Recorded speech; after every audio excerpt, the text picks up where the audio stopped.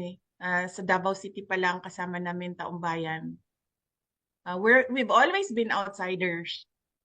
Nakita natin yon sa administrasyon ni Pangulong Rodrigo Duterte. Hindi naman siya kasali doon sa mga grupo ng mga politiko na laging safe eh. Si PRD was always the eye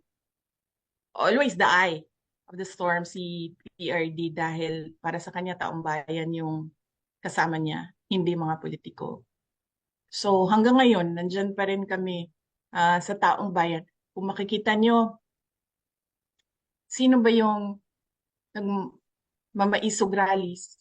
Diba? Sino ba yung mga nagko-conduct ng mga maisog meetings? Wala naman kayo nakikitang politiko dun eh. Lahat sila mga ordinary citizens, lahat sila taong bayan. So, hindi ko lang alam kung hanggang kailan nandyan ang suporta ng taong bayan. Pero kami, for all eternity, yung pamilya namin nandito para sa taong bayan.